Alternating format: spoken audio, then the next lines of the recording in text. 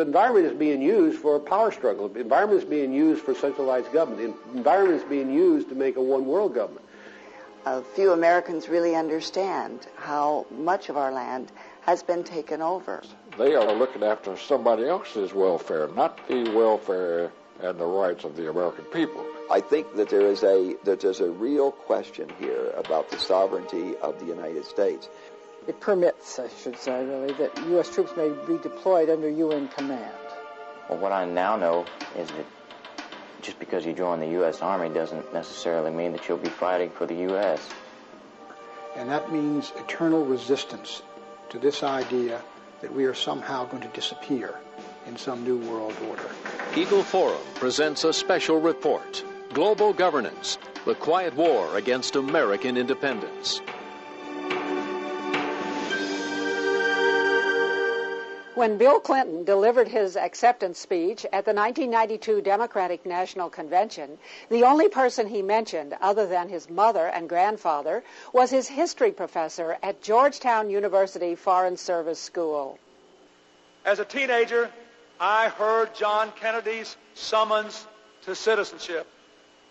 And then, as a student at Georgetown, I heard that call clarified by a professor named Carroll Quigley. Professor Quigley's 1,300-page book, entitled Tragedy and Hope, described the small elite, which he said actually runs the United States. Quigley labeled it the network and said it consists of men who are cosmopolitan and international, close to governments, equally devoted to secrecy and the secret use of financial influence in political life. Quigley wrote that this network always prefers big government, big federal spending, large foreign giveaways, and the stability of a planned society rather than the uncertainties of the free market. Professor Quigley taught his student from Hope, Arkansas, how to tap into the power centers of the network. When Bill Clinton became president, he surrounded himself with people who shared that vision. When Bill Clinton took office in 1993, he appointed his Rhodes Scholar roommate as his personal foreign policy advisor.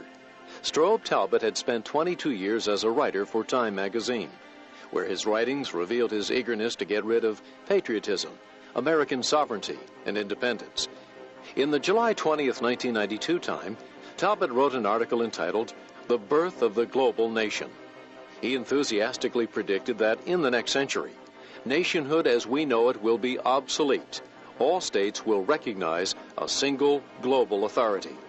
In fact, wrote Talbott, national sovereignty wasn't such a great idea after all. Talbott bragged about how our national sovereignty and independence have already been diminished by the International Monetary Fund and the General Agreement on Tariffs and Trade, or GATT agreements. He boasted that the internal affairs of a nation are no longer off limits to world government. For his article, Talbott received an award from the World Federalist Association, a group committed to world government, and a congratulatory letter from Bill Clinton. Later, President Clinton appointed Strobe Talbott to the number 2 post in the U.S. State Department. Strobe Talbott and those who dream of putting the United States under a single global authority know that Americans will never vote for world government. So instead, they talk about global governance, a global village, a global neighborhood, a global economy, a global commons. That means the sea, the air, and outer space.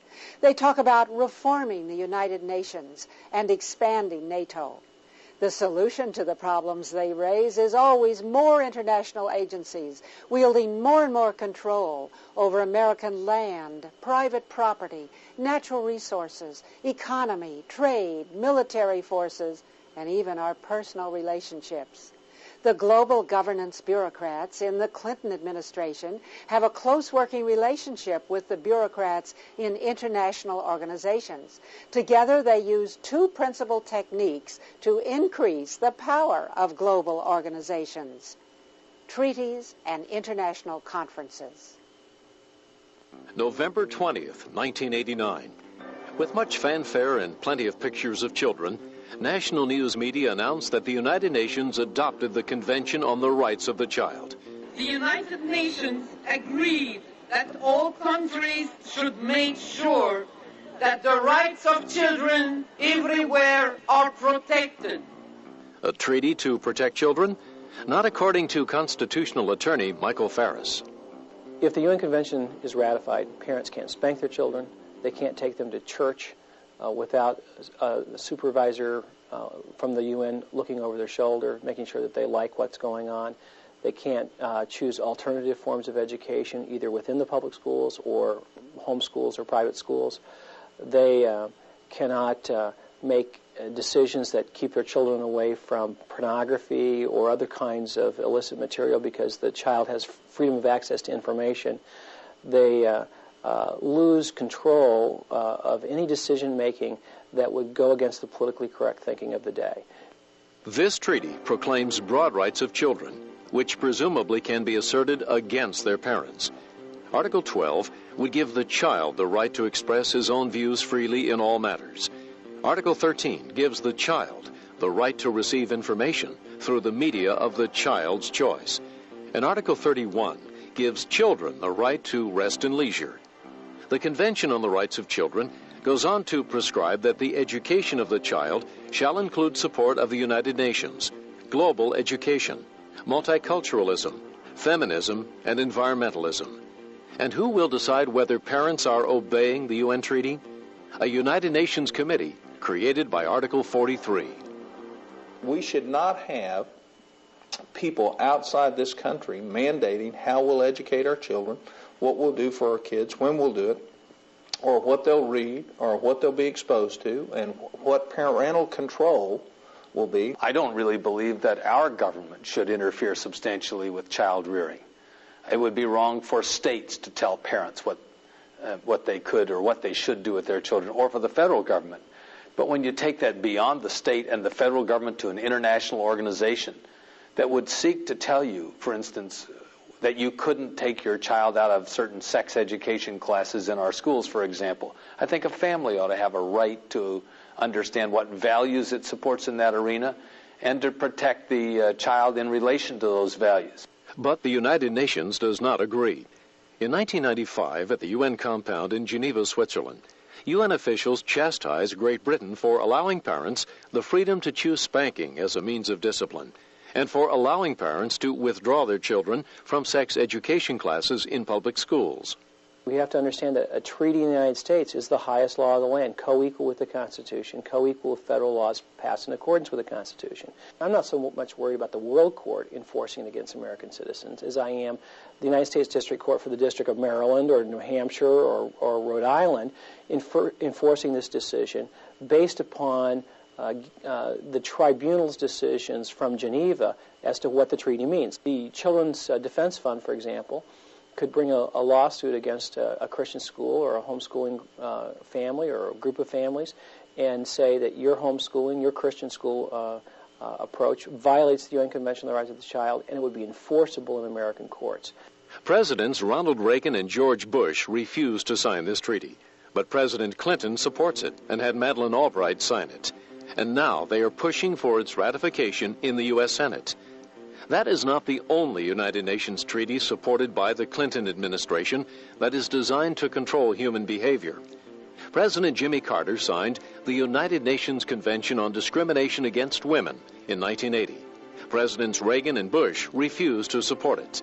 But now Bill Clinton is pushing for ratification. The women who are behind this treaty are women who are not interested, as any ordinary American would be, in marriage, love, children, having a family. Quite the opposite. They tend to be women who want marriage to go away, who promote homosexual rights, who promote abortion on demand, all of these things that are totally contrary to the wishes of the vast majority of American women and men. Article 1 on the UN Treaty on Women would abolish discrimination against women in the political, economic, social, cultural, civil, or any other field. This treaty covers marriage, family, church practices, other religious customs and beliefs, and every other area where society might otherwise choose to respect those differences. In case of any doubt, Article 2 states that the treaty would even extend to what it calls customs and practices. Article 3 would require us to pass new federal laws in social, economic, and cultural fields. Article 16 levels a broadside attack on states' rights and would obligate the federal government to take over all family law, including marriage, divorce, child custody, and property. And who would decide if you and your family are abiding by this UN treaty? A United Nations committee set up by Article 17. This treaty, like other feminist exercises, is full of deception, and it's a good illustration of how people who have a political agenda to gain power for themselves use words to persuade others to join them through deception. A good example is the word family. When you or I use the word family, we mean mom, dad, and the kids. We mean extended family, grandma, grandpa. When they mean family, they mean two guys who met each other in a bar on Saturday night and have decided to live together. They mean any collection of people who have a either permanent or temporary interest in one another. That is just not what the rest of us mean by family, yet feminists will constantly invoke the word family with their own meaning in mind, hoping that we'll be fooled. For example, Article 5 would require us to modify the social and cultural patterns of conduct of men and women, and to assure that we are following UN dictates about family education. And Article 10 would even require the revision of all textbooks and teaching methods to adhere to UN definitions about family and feminism. The people representing the family legitimately and so forth, they were not permitted even to participate. And all of these wild-eyed people who want the government to control families and everybody else, they were in charge. Jesse Helms is chairman of the U.S. Senate subcommittee that oversees treaties. He opposes these UN treaties. Well, of course, these treaties that emanate from the United Nations, they are looking after somebody else's welfare, not the welfare and the rights of the American people. And that's the reason I look askance at every one of them. Meanwhile, the Clinton administration is pushing hard for another series of treaties that would give international organizations control over our national economy. The Chemical Weapons Treaty purports to ban chemical weapons, but many critics believe this will seriously damage U.S. national security. There are parts of the treaty that seem to suggest that you cannot put intelligent limitations on the export of technology, that everyone who signs the treaty must trade freely in all of the technologies of chemical warfare. Well, of course, every other country in the world would love it if they could have immediate required access to American technology in this area. We probably have the most sophisticated such technology in the world. I don't want to export that technology. I don't want there to be a treaty out there that even hints or suggests that we have to. That's something over which we must exercise control, and we must make the judgments. We, meaning leaders whom we can hold responsible. But the UN Chemical Weapons Treaty provides no such accountability. Though it would give both allies and enemies our most sophisticated technology, many dangerous countries, such as Libya, Syria, Iraq, and North Korea, have not signed the treaty. Other countries with significant chemical weapons arsenals, such as Iran and Russia, have indicated that they will not comply with the treaty. In spite of the potential damage to U.S. national security and the unverifiable and unenforceable nature of the treaty, the Clinton administration succeeded in getting the U.S. Senate to ratify the Chemical Weapons Treaty in 1997. The Chemical Weapons Treaty, of course, doesn't do one thing to protect the American people against chemical warfare. Yet it has caused many people to have a false sense of security. It's interesting. We have a new chemical weapons ban treaty for which the people that are most likely to threaten us are not a party to.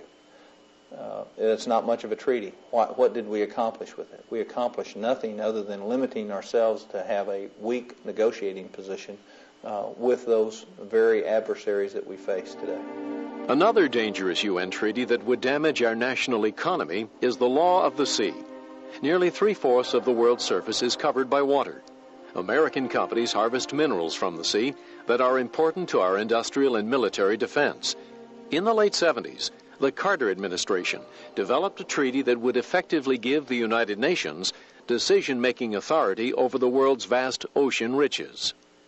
And we have succeeded in adopting a convention covering practically every aspect of the uses and resources of the sea.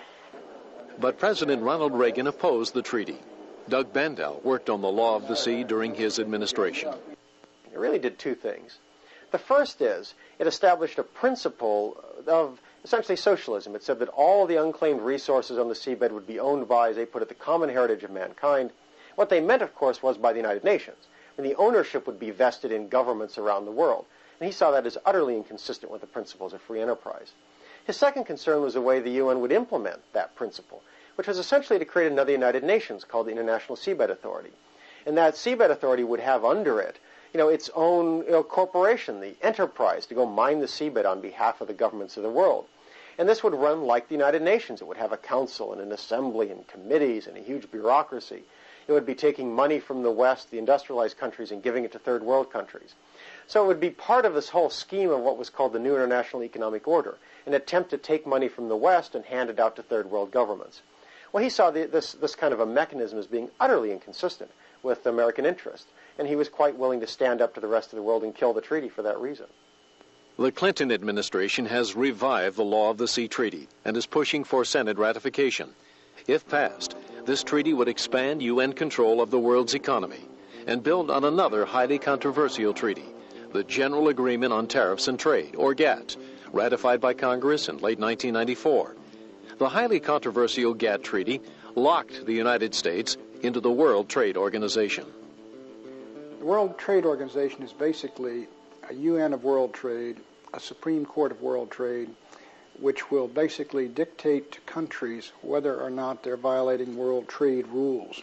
And world trade rules take supremacy over all internal laws of various nations.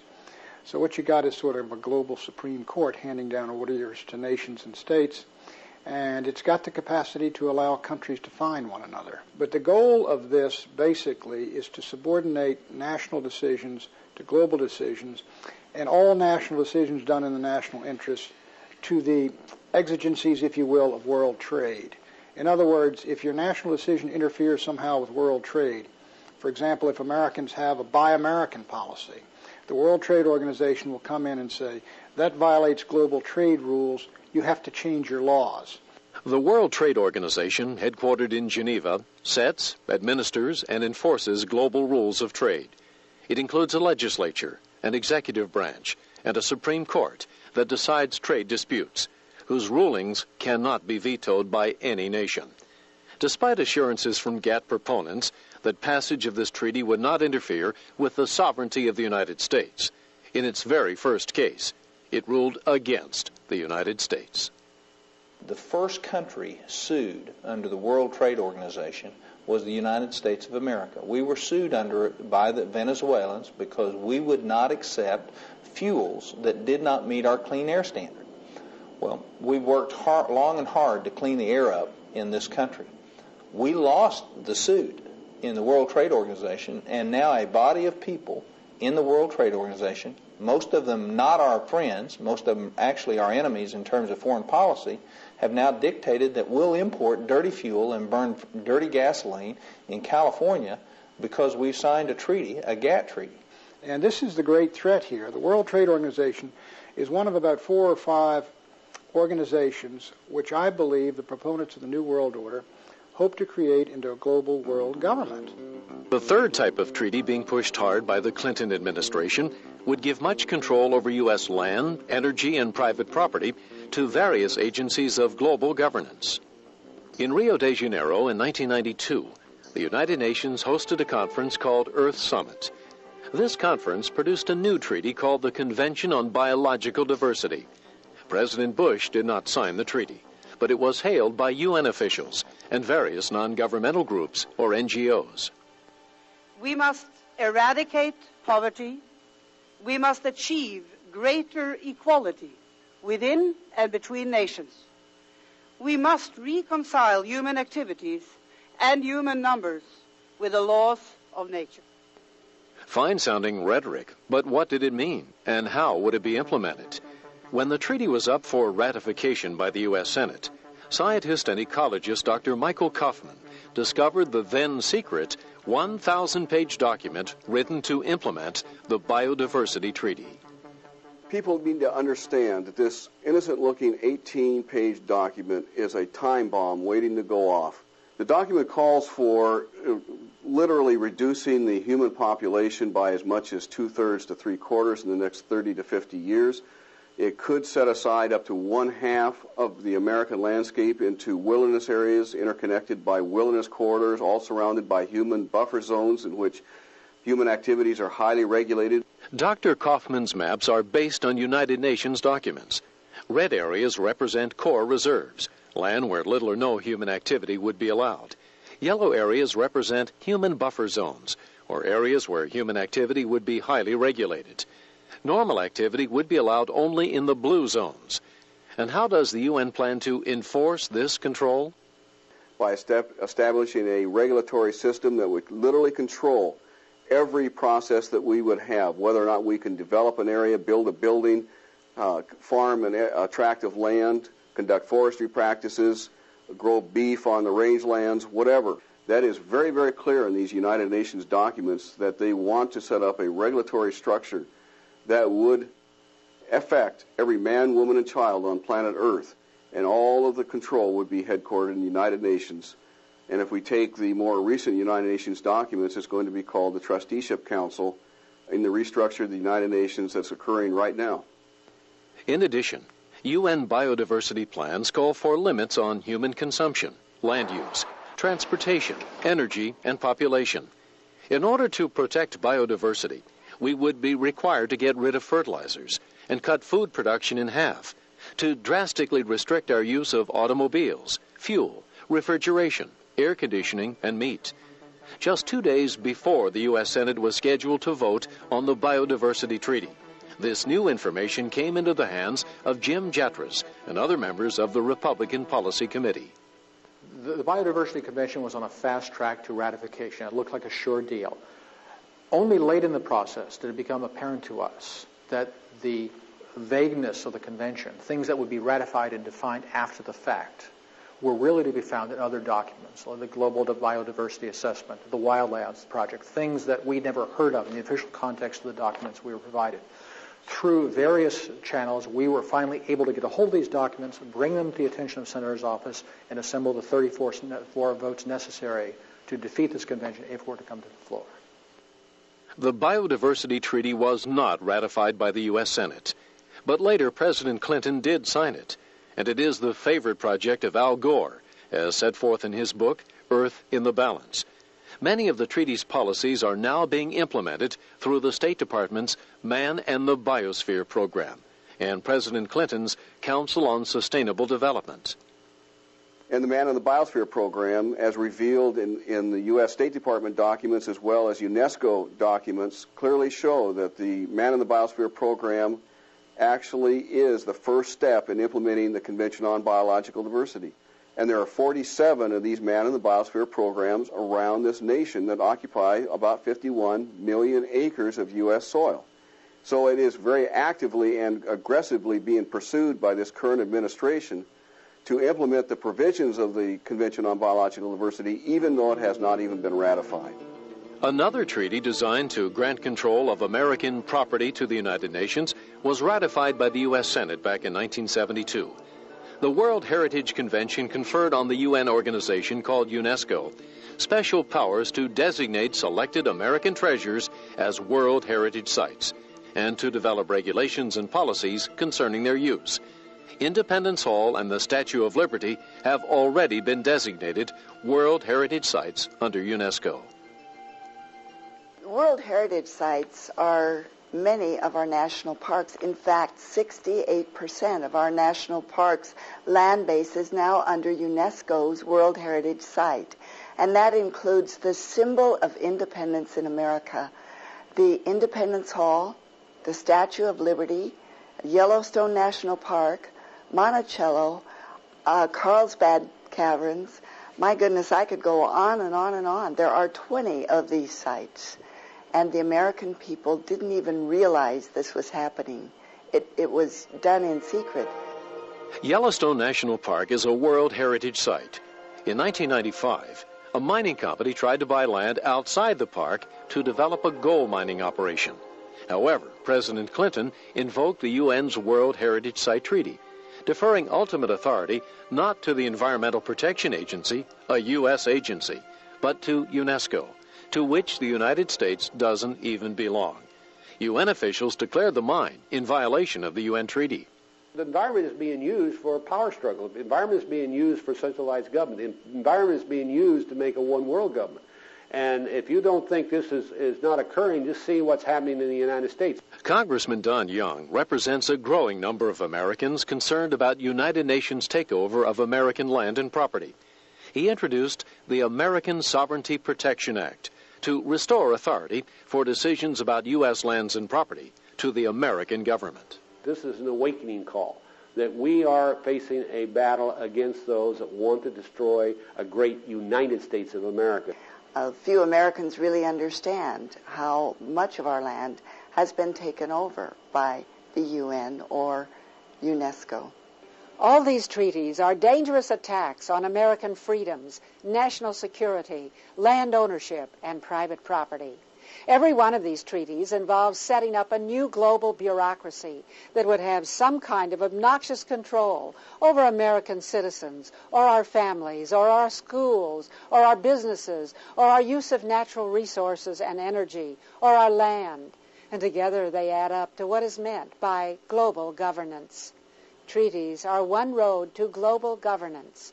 United Nations conferences are another. These global conferences pretend to be democratic conventions of representatives of more than 100 nations who come together to vote for plans they all agree on. Nothing could be further from the truth. The policies are all written ahead of time, and the so-called delegates are manipulated to produce what is called consensus. The consensus is never submitted to Congress, but the Clinton administration goes right ahead and carries out these policies anyway. The 1992 Earth Summit in Rio was portrayed by the media as a place where world leaders came together to decide how to govern the Earth's environment. What really happened was that consensus was produced by aggressive lobbying by environmental groups that had gotten semi-official recognition as non-governmental organizations called NGOs. Canadian journalist Elaine Dewar attended the Rio Earth Summit. There was a charity set up in the United States called Echo Fund 92, which had a purpose to help Mr. Strong in the operations of his office as Secretary General of the conference.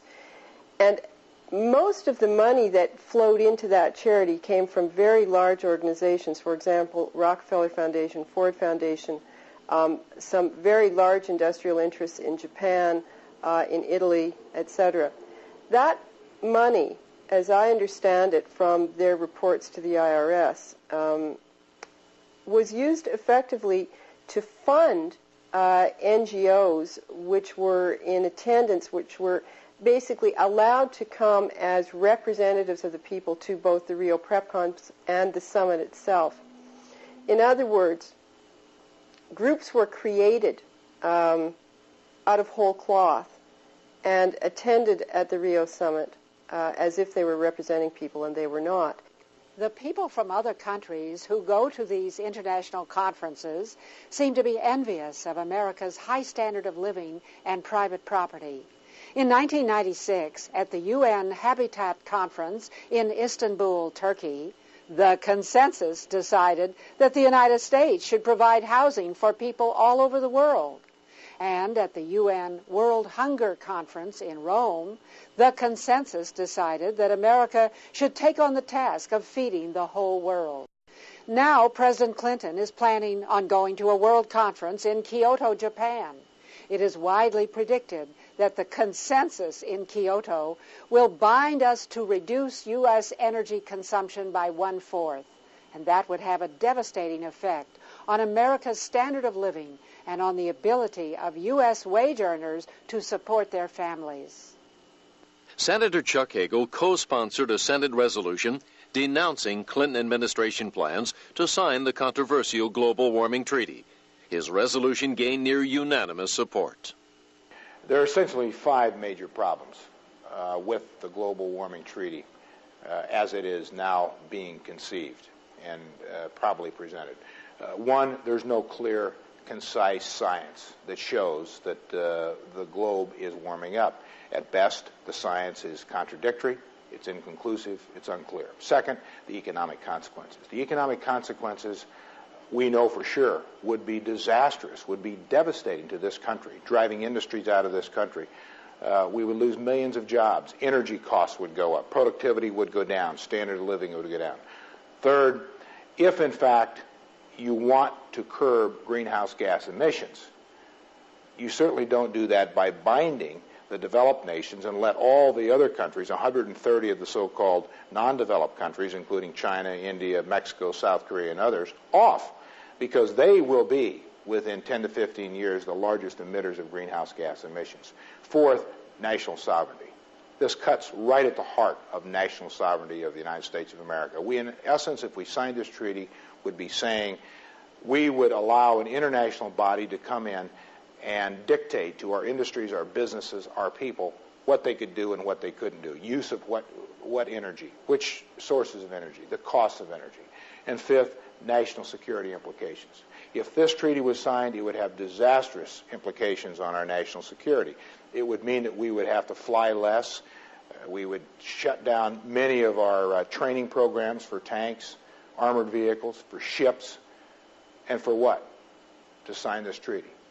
But the Global Warming Conference in Kyoto, Japan, is only the latest in a long line of United Nations conferences.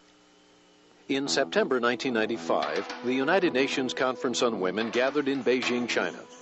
Kathy Adams attended. In Beijing, the agenda was very radical feminism.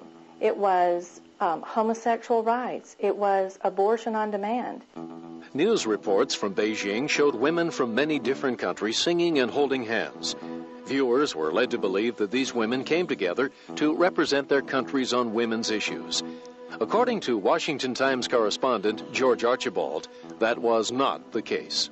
So a lot of these people who participated are already beneficiaries of UN programs, and many of them are getting grants through the United Nations. So they're basically paid functionaries, grant recipients of the UN.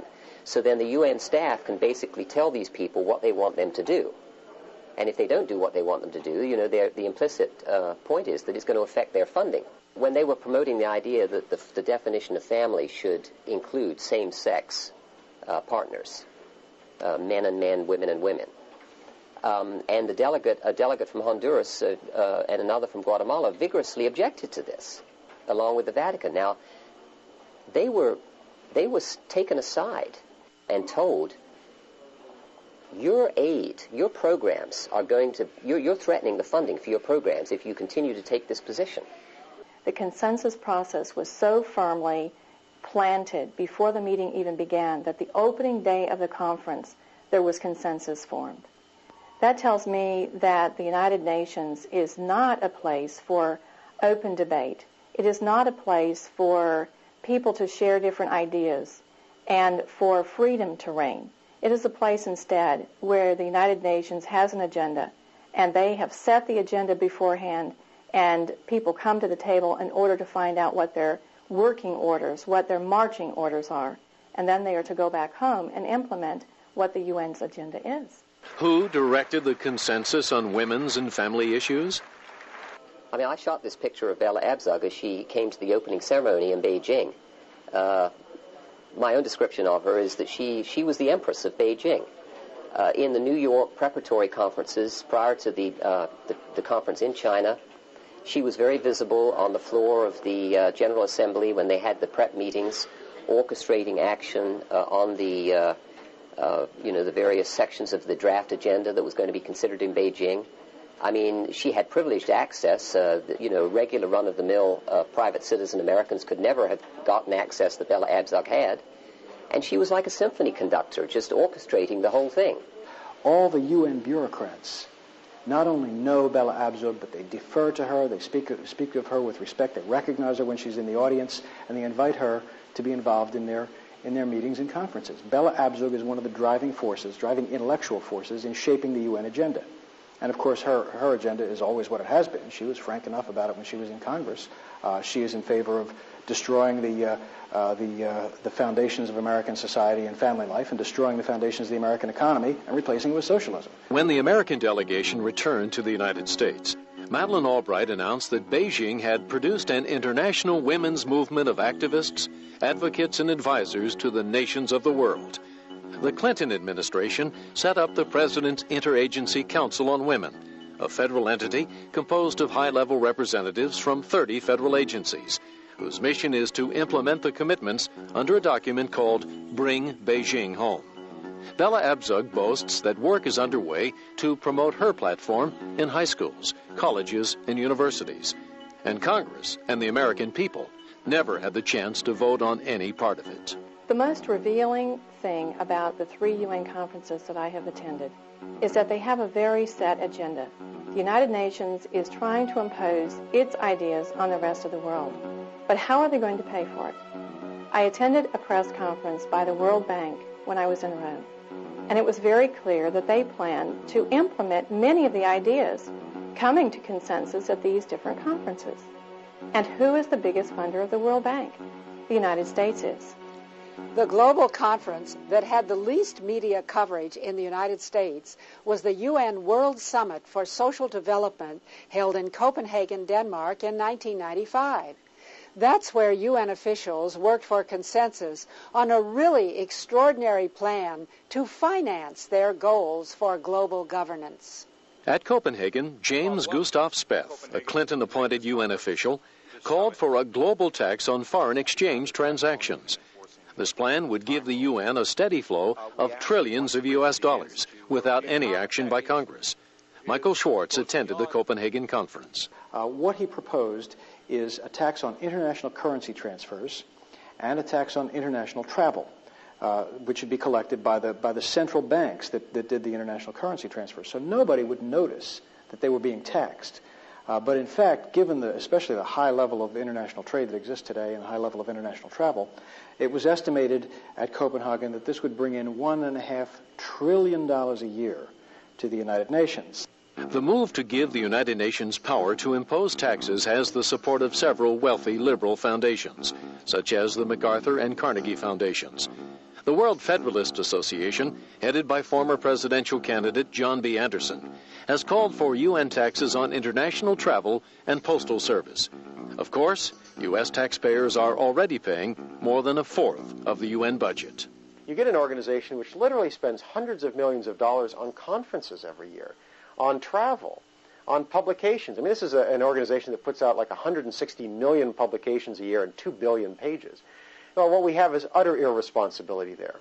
And as long as you have a system where a voting majority, 1% of the money comes from the voting majority, you're not going to have a responsible system. We're now paying 25% of routine UN activities, 31.2% or something like that of UN peacekeeping activities. I think that most of our constituents believe that we are assessed far more than our fair share of UN routine activities and UN peacekeeping. Right now, the UN exists only because sovereign governments who are accountable to their people in some way contribute money and are willing to go along with what the UN does. And possibly some countries could say, no, we're not going to do that, and they'd get away with it today. But if the UN were able to raise its own money, raise its own revenues, nobody could stand up against their will. They'd have the power to enforce their will even against a sovereign nation, even against the United States. The Clinton administration is moving rapidly to transform all these treaties and conferences into U.S. policies, even when we haven't ratified the treaties and haven't agreed to the so-called consensus produced by the UN conferences. The Clinton administration is moving very fast to transfer control over American lands, rivers, resources, private property, and precious heritage sites to the United Nations. And on top of all that, the Clinton administration is determined to put American servicemen and women under foreign command, where instead of defending American national interests, they will be used to fight never-ending UN and NATO wars. San Francisco, 1945. International leaders gather from all over the world to meet for the first United Nations conference. The organizing Secretary General for the San Francisco Conference was Alger Hiss, who was later exposed as a Soviet spy. High hopes for the United Nations in the 1940s gave way to disillusionment in the 1950s, when the UN police action in Korea taught us the tragic meaning of the phrase, no-win war.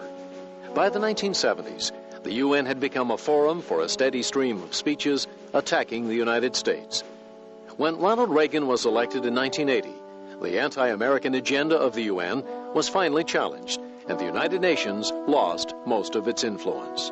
Reagan saw the UN really as acting very much against American interests, that it was being used by the Soviet Union, it was being used by a very radical third world majority that called itself the Group of 77. So he felt that the UN had to be dealt with very strongly. That's why he appointed Jeane Kirkpatrick, for example, somebody who, in his view, would go to the United Nations and take down that kick me sign off the United States, that would say, we're going to stand up for American interests, and that means opposing the UN when we need to. It means vetoing things when we need to. It means walking out of conferences when we need to. It means defunding organizations when we need to, UNESCO, for example. So he took a very tough stand. I mean, he was willing to have the United States participate, but his view was, we've got to transform the way we're there. But then President George Bush revived it in order to make it a sponsor of his Persian Gulf War. Bush introduced a new phrase to the American public. Out of these troubled times, our fifth objective, a new world order, can emerge. Now we can see a new world coming into view. A world in which there is the very real prospect of a new world order. President Bill Clinton was glad to define this new world order by demanding ratification of all the UN treaties that Presidents Reagan and Bush had rejected. The Clinton administration is pushing hard for the biodiversity and climate change treaties, for the Law of the Sea Treaty, and for the UN Treaty on Women, and for the UN Treaty on the Rights of the Child.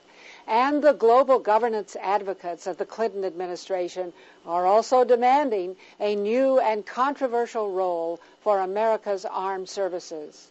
Somehow I don't feel that President Clinton distinguishes in quite the same way that President Reagan did between the United States and the United Nations. I think President Reagan had a very strong sense of American identity and of American citizenship. And I think he was very deeply attached to the American tradition and to American men and women, but to American freedom and to American forces. And I feel really that President Clinton is much more likely to be speaking about the world. Now, I'm in favor of, the world, too, and I think President Reagan was. But I don't think President Reagan wanted to risk other people's lives. He didn't want to risk American servicemen's lives in, UN berets for causes that had only an ambiguous or remote relationship to American interests. In May of 1994, Bill Clinton signed Presidential Decision Directive 25. This changed the mission and purpose of America's armed forces. PDD 25 authorizes the President to deploy U.S. forces into conflict without the consent of the Congress. That bothers me a lot because our Constitution requires that a declaration of war requires the consent of the Congress. Two, I'm bothered by the fact that it permits, I should say, really, that U.S. troops may be deployed under UN command. What makes UN command so very dangerous is that it would put U.S. forces under commanders and with other groups with whom they, are not familiar, with whom they have never exercised, whose language they do not speak, and who do not know them and don't know what they can do and what they can't do. So I think that the capacity for damage and the danger is really magnified under any kind of operation that takes place under UN command. Witness Somalia. Under PDD-25, American troops were sent into that country's civil war under foreign command as so-called UN peacekeepers. American forces were ambushed, leaving 18 American soldiers killed, plus 54 wounded. On television that evening, Americans saw Somalians dancing on jeeps and dragging a dead American serviceman through the streets. Our Rangers should not have been in the streets of Mogadishu unless we had complete operational control. U.S. forces were not sufficiently heavily armed. They had asked for, their commanders, their American commanders, had asked for heavier armor and heavier weapons, and they had been turned down under the peacekeeping policies that were formulated by the same people that formulated PDD-25. Parents of two of the slain American soldiers spoke to a Senate subcommittee. I told the president today that Casey did die in vain. My son's death served no purpose. His courage and sacrifice have been wasted. When Al Gore, our vice president, tells the parents of the young men who were shot down in that friendly fire helicopter accident over Iraq, you should be proud of your son who died as a UN soldier.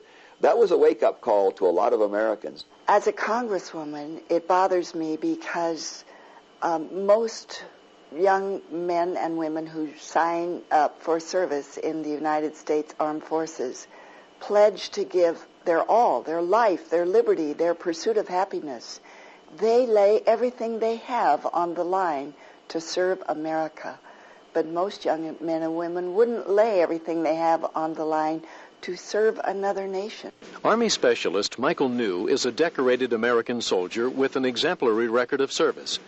On October 2, 1995, Michael New's Army commanders informed him that he would soon be ordered to Macedonia as part of a UN peacekeeping operation. But unlike previous U.S. involvement in UN exercises, this mission would be different. When we fought in Korea, we fought there as U.S. soldiers, side by side with soldiers from other countries, in pursuit of a UN goal, with the understanding that we also had a vital national interest that was being pursued there. When our soldiers go to Macedonia, they go there in effect as UN soldiers. They wear the UN insignia. They give up their Department of Defense, their DOD identification card. This is the first time in history where we've had all the combination of factors of UN foreign commanders, UN uniforms, and clear direction to stop being exclusively a United States soldier. Taking the UN identity card, for example, into Macedonia was one of the requirements. When the order first came down, I was stunned. I was shocked. It just struck me as wrong. How could they do that to me?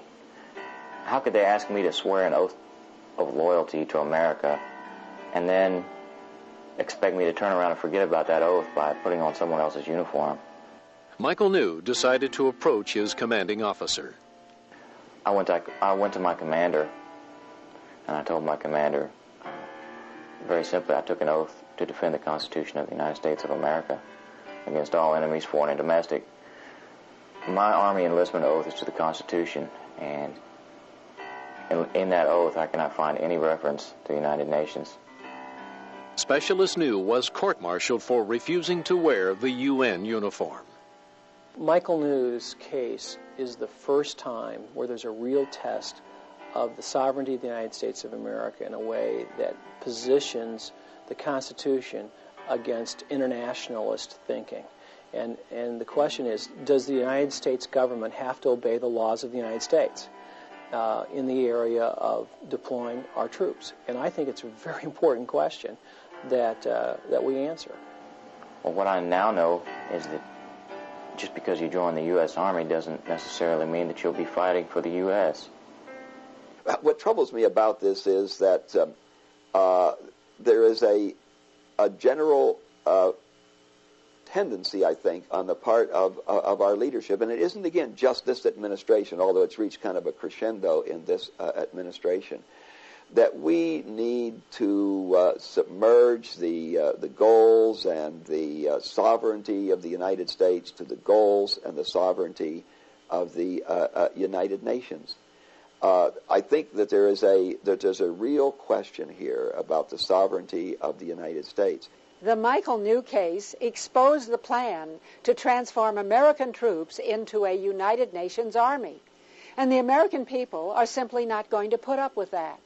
So now the advocates of global governance have come up with a new plan. A treaty to expand NATO will soon be submitted to the U.S. Senate. If it is ratified, it means that American sons and daughters will be obliged to defend the current borders of Poland, Hungary, Czechoslovakia, Romania, Slovenia, and all the other countries that join NATO in the future. Those countries have been fighting over their borders for thousands of years, and we would be obligated to send U.S. troops to fight one Bosnia after another. NATO expansion might not be the worst U.S. foreign policy initiative of the 20th century, but it definitely ranks in the top 3 or 4. Ted Galen Carpenter is a vice president for foreign policy at Washington's Cato Institute and has written extensively about NATO policy. It would antagonize Russia, possibly leading to a Russian-Chinese alliance. It would undermine pro-Western Russian Democrats. It would create security commitments that we could not fulfill to the new East European members of NATO without a U.S. nuclear guarantee, and it would entangle us in any number of potential Bosnia-style crises in Central and Eastern Europe. It is a dreadful, potentially catastrophic idea. The advocates of global governance are all around us. Public school textbooks are filled with concepts about world citizenship rather than American independence, about protection of the earth and biodiversity rather than human rights, and about definitions of the family to conform to the feminist consensus in Beijing and the UN treaties about women and the child. The National Education Association passes a resolution every year calling for global education in the schools. I received this letter from Walter Cronkite, the longtime icon of television news, asking me to contribute to the campaign for global change.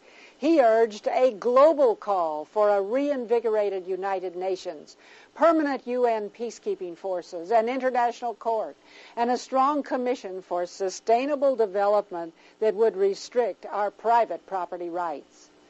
Global treaties and conferences are a direct threat to every American citizen. They are an assault on your right to raise and educate your children as you see fit. They are an attack on your ownership of your private property and on American ownership of our national treasures, such as our national parks. They are an attack on your pocketbook, because if the UN ever gets taxing power, there's no limit to how much of our money it can grab. And they are an attack on the American standard of living, because their goal is to steal American wealth and redistribute it to the rest of the world. Global treaties and conferences are an assault on the soul and the sovereignty of America, because they mean that young American men and women will be sent around the world on phony peacekeeping expeditions. Our Declaration of Independence and United States Constitution are the fountainhead of the freedom and prosperity Americans enjoy. That freedom is threatened now. The price of liberty is eternal vigilance. It's time for Americans to be vigilant so that treaties and conferences do not steal our precious and unique heritage. That's why we produce this program, so that you and other Americans will know the truth, and together we will resist global governance. Watch for treaty votes in the U.S. Senate. Make your voice heard when it counts, and show this program to your friends. Truth is the best weapon against global governance.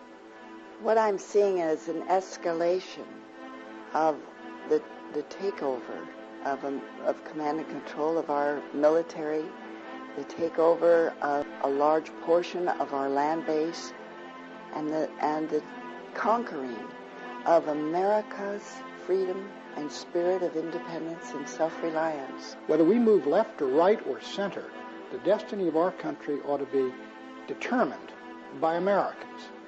And to see our own leaders surrendering that sovereignty to global institution, it seems to me really approaches a sellout and a betrayal of the founding fathers and of the idea for which America was founded. I simply reject the notion that somehow we can go to countries where there is less freedom, less respect, less dignity for any affected population, whether it be women or children, and get them to tell us what we ought to be doing. I think as responsible individuals, given the capacity to make consequential choices by our government and ultimately by God who created us to be free, we don't need an international organization to tell us how to treat our children, how to treat ourselves, how to treat our women, how to fashion our families. As free Americans, we can make those decisions right here at home.